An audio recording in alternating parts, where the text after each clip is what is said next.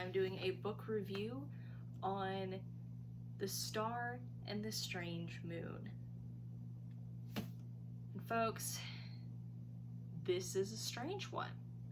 It's a very good one, but prepare yourself. So this is fiction, just so we're clear.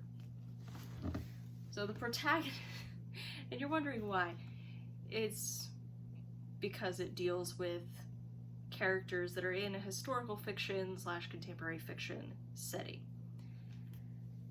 So the first protagonist is Gemma Turner, and she was an actress in the 1960s who disappeared from the set of her last film. It was a French film, the English title of which is The Strange Moon, hence the title. And it would have been different if she had clearly run off or been kidnapped or, something reasonable, except it was like she was there and then she just vanished. And no one could tell what had happened. And this is in the synopsis, so I'm not spoiling too much, but she ends up sucked into the world of the film. And she can't tell why or how. And to make matters worse, it was a horror film involving vampires, and so she has to figure out how to survive them, get back home, figure out who or what had sent her there. In the meantime, in the real world, you have Christopher Kent, a filmmaker who grew up with the legend of Gemma Turner. He became obsessed with her as a child because she seemed to have some connection to his mother, who he had a very interesting relationship with, and he wanted to know why was his mother the way she was. And he ends up finding out that the unreleased film, The Strange Moon, actually is played every 10 years. So it was first played in 1978, 10 years after the disappearance of Gemma. The next showing was in 88. And then he ends up being able to see the one in 98. And the weird thing about it is not that someone shows it, but that each time new footage is added. And the people in the select group who were able to see it, who knew Gemma, say that it's her. It's really her, but she disappeared before they even finished filming. In fact, someone else had to step in for Gemma because she disappeared before they finished the film. And so now he's trying to figure out what is going on and figure out how to juggle real life with that and his documentary filmmaking and all the things. So there's a lot of twists and turns, and I really loved the mystery and the different elements that ended up woven together. Quite a few twists and connects different characters and events that just, it's beautiful and it's complex. And if just one of them, maybe even two, had been thrown off, it wouldn't have worked as a book. But this is an interesting conglomeration of historical fiction, contemporary fiction, fantasy, horror.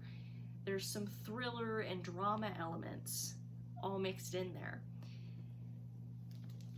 And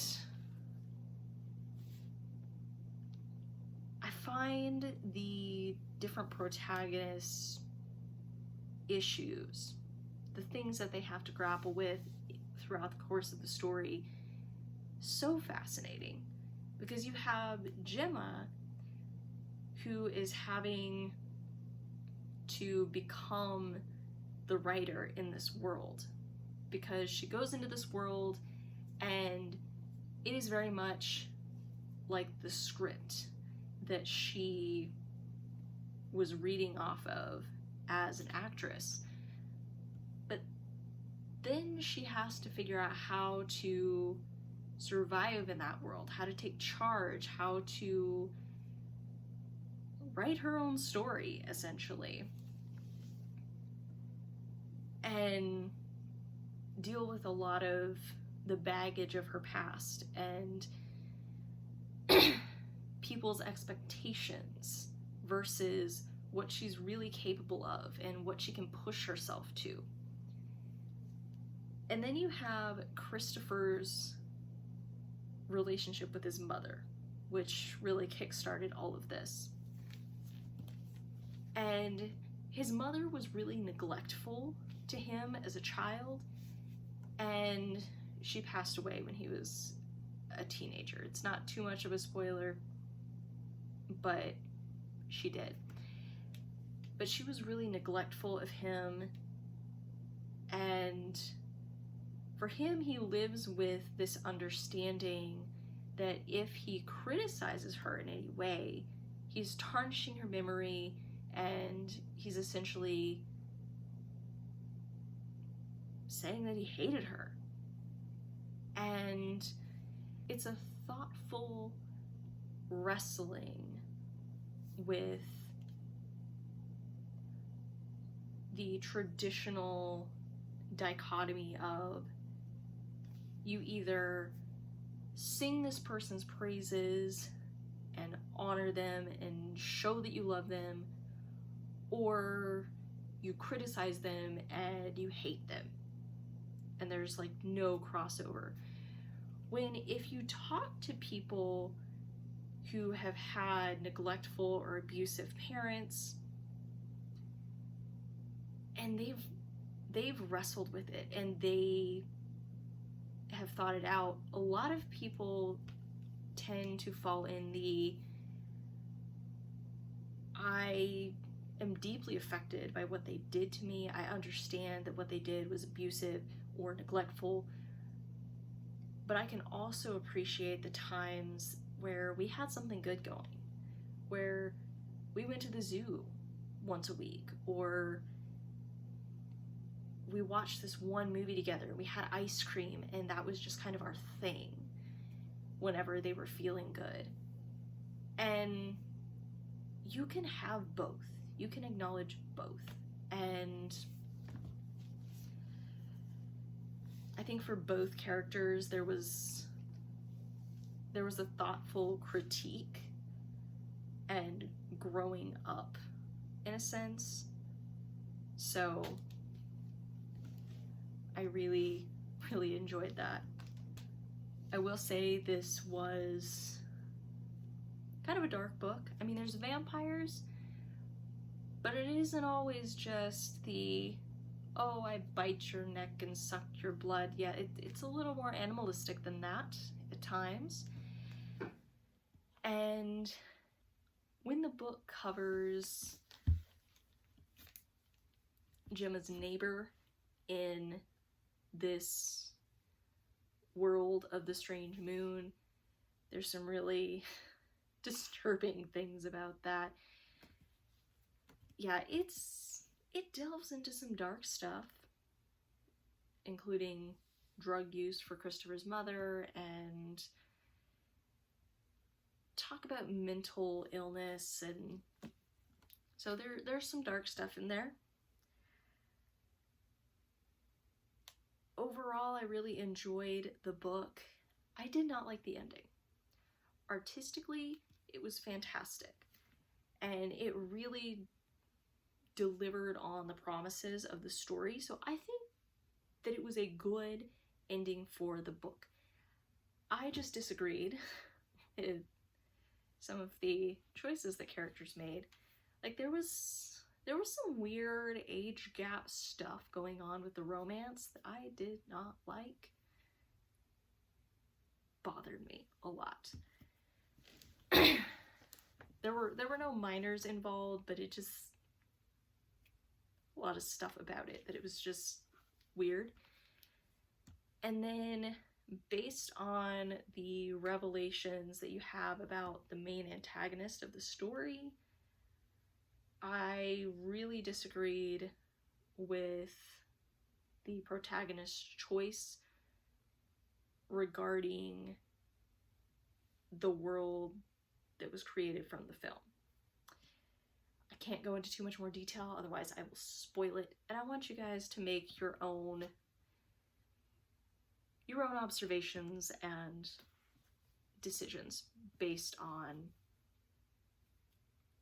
when you read it. So I would say this is a solid 4 out of 5 stars. It was a really good book. It was really well done. I enjoyed some of the historical settings and an exploration of Hollywood and the world of filmmaking, because it's not something that I really have studied very much, and it's just a really interesting look into some of the relationships that people can have and the good, the bad, and the ugly that comes with the entertainment industry. That being said, I would strongly recommend that adults read this. I don't know that I would recommend this for anybody younger, because it's a lot. It's intense with all the things that we consume. I don't know that I would recommend it for anyone younger than 18. Nor would I say that I would read it again. I think it was really good, but I think it was just a bit much for me, and I really didn't like the ending. So it'd just be sad. But overall, I would say if any of this sounds interesting to you, please go read it. Check your local library or where books are sold. This is actually the library copy, and I found it in the new book section of the library, and I was like, oh, this sounds really interesting. This was the one book that I was supposed to get, like just one, but I ended up getting 3 because impulse control kind of went out the window. But The Star and the Strange Moon, my take. So for next week, I'm going to be doing another poll. I'm going to be posting that on Instagram and here on YouTube, and we're going to see. We're going to see if that really helps people get the poll itself. I decided we're going to be going a little bit lighter in tone for this next week, because this was a lot. So, your 2 books that I am offering as choices. First one is Through the Looking Glass by Lewis Carroll. I didn't even know this existed forever until I grabbed this copy of the book, and I was like, oh my goodness, this is a real thing, because I've read Alice in Wonderland several times. And if you've never heard of Through the Looking Glass, this is essentially Alice's return to the world. At least that's my understanding. And she meets some old friends and some new challenges. And this will at least be bizarre enough that I don't think that anything dark is really going to come through for me. Kind of need that brain break right there. The other one is an old favorite of mine. I have actually read this one, but I want to read it again because it's so very good. This is The Magician's Nephew by C.S. Lewis. That is Pegasus. I love it. So this one actually does have a synopsis. The Through the Looking Glass does not in this version. Diggory's Uncle Andrew is a magician, but Diggory and his friend Polly don't know this until Polly puts on one of Andrew's magic rings and disappears. When Diggory follows her, their adventures take them to Narnia on the very day it is created. Here's the story of how Narnia first began. It's a popular misconception that The Lion, the Witch, and the Wardrobe is the first chronologically in the Chronicles of Narnia series. If I'm remembering correctly, it was the first published. Yes, first published, and it's listed as the first one in the series in the box set that my family owns, but this is the prequel. This is the creation. And it was really funny because I actually got inspiration for this one on the channel due to a conversation that I had with a student who was reading The Lion, the Witch, and the Wardrobe and saw on the spine that it was listed as book 2. And she had seen The Lion, the Witch, and the Wardrobe movie, and she's like, well, in the movie, The Lion, the Witch, and the Wardrobe comes first. And so then I got to tell her about the prequel. I don't think she really cared, so I tried to keep it brief, but I wanted to impart that knowledge upon her. So this one is a fun, interesting read looking into the lore of how Narnia came to be. So again, we've got Through the Looking Glass and Magician's Nephew.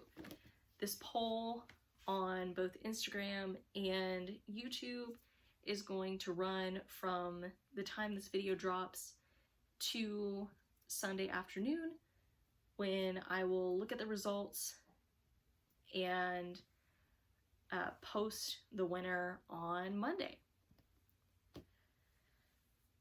So I will see you guys on Monday for our next writing video. Until then, happy reading.